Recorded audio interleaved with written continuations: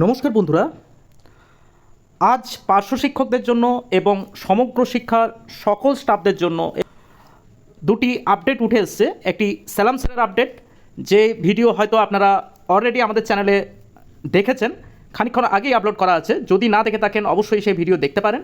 এবং আজ SPD office থেকে সরাসরি মনোরঞ্জন বাবু এসপিডি স্যারের সাথে দেখা করার পর তিনি একটি বার্তা সকল পার্শ্ব শিক্ষক এবং সমগ্র শিক্ষা স্টাফ এবং এমএসকে এসএসকে যারা টিচার আছেন তাদের উদ্দেশ্যে একটি বার্তা দিয়েছেন। সেই বার্তা আমরা এই ভিডিওর মাধ্যমে আপনাদের কাছে তুলে ধরছি।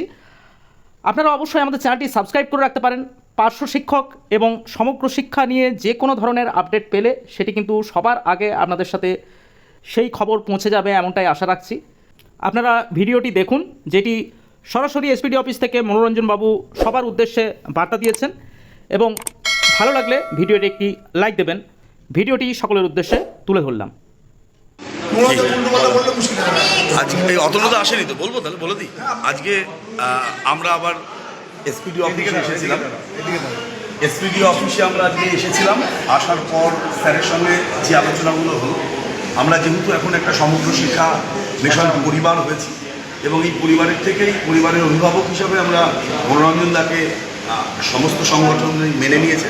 তাই আমরা চাইব যে মনোরঞ্জন দাই সংক্ষেপে সমস্ত পার্শ্ব শিক্ষক শিক্ষিকা সহ এই সমগ্র শিক্ষা পরিবারের যারা সদস্যা তাদের উদ্দেশ্যে দু একটা কথা বলব।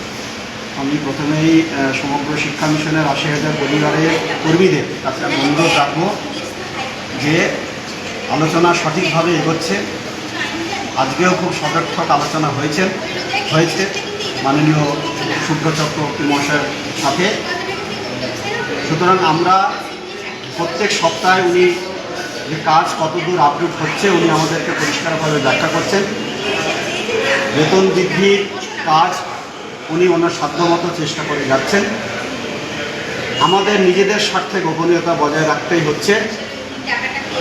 তাই আপনাদের কাছে আমরা অনুরোধ করব, এই ৮০,০০০ কর্মচারীর কাছে, বিশেষ করে তার সাথে এমএসকে এবং প্যারা টিচার যারা আছেন সবাইকেই আমরা অনুরোধ করব, আপনারা কোনো বিভ্রান্তিতে পা দেবেন না, কোনো বিতর্কমূলক মন্তব্য করবেন না। কেউ বিভ্রান্তি ছড়ানোর চেষ্টা করলে আপনারা শান্তভাবে সেটা প্রতিহত করবেন।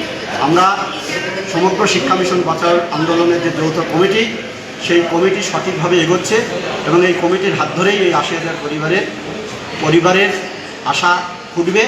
এই আশা আমিও করছি। সঠিকভাবেই আমরা এগোচ্ছি, আপনারা শান্ত থাকবেন। এখন